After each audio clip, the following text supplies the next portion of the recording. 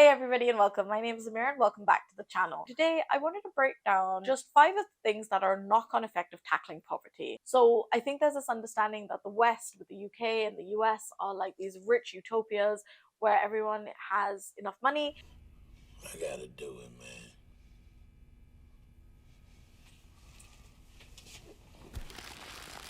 But actually, no matter where you live, in any part of the world, poverty is relative. And what that means is global poverty or absolute poverty means living on less than $2 a day. And that's sort of the base average around the world. If you have less than $2 every day, chances are you live in extreme poverty. And relative poverty is when a household's income is less than the national average. And that means that you may not be able to afford basic things like housing, transport, bills, food. Focusing on reducing poverty has such a knock on effect on an entire society that I thought it would be really interesting to do a video to break down why I think it would be so great if policy focused on reducing poverty. Here's 5 positive effects of tackling poverty. So, number 1 is crime. It might seem quite obvious, but when there is less inequality in a society, a lot of crimes do actually reduce.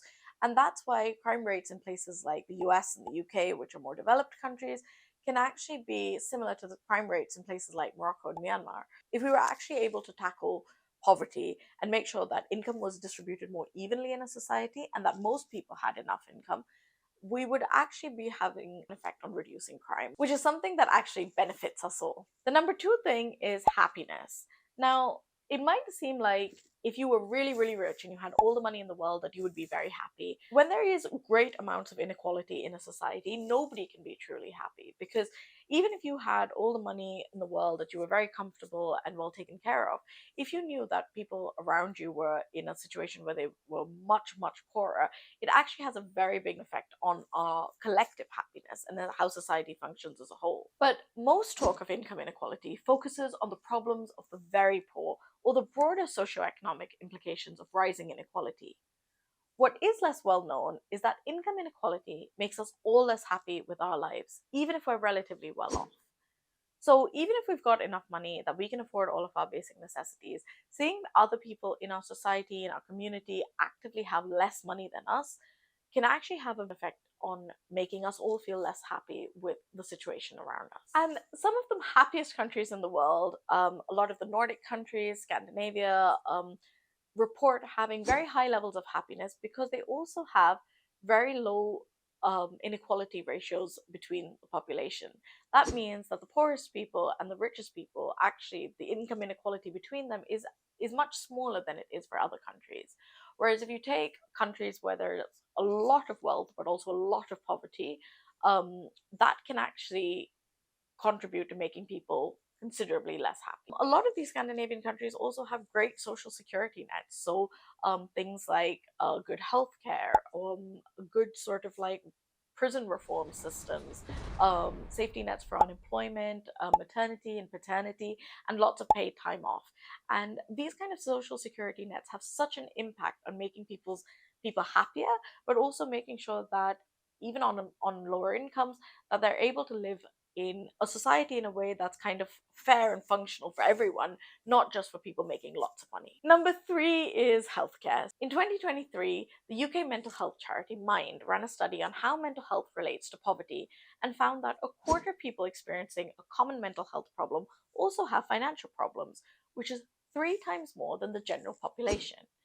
And the point of this is that actually, poverty can have a very big effect on someone's mental health. It can become harder to access a lot of services. It can be harder to know where to go.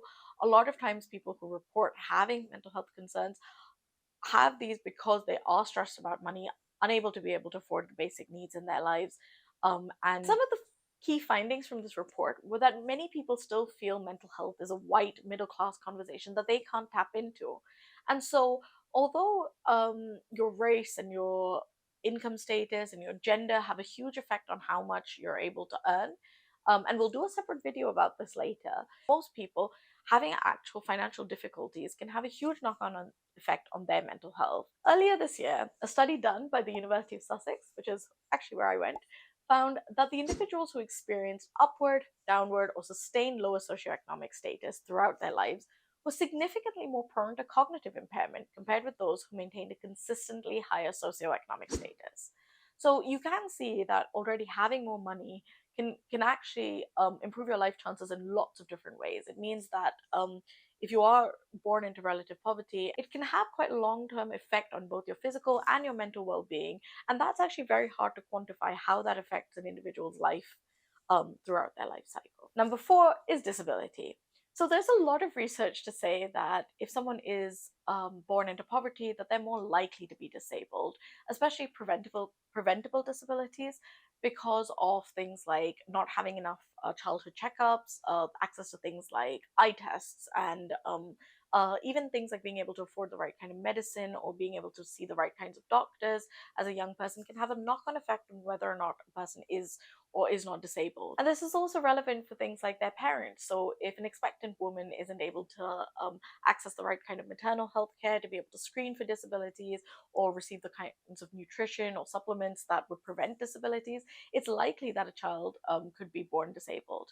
Now, there is nothing wrong with being disabled. There are lots of people in the world who live fulfilling, happy lives as disabled people. But what we do know is that disability and poverty are intrinsically linked.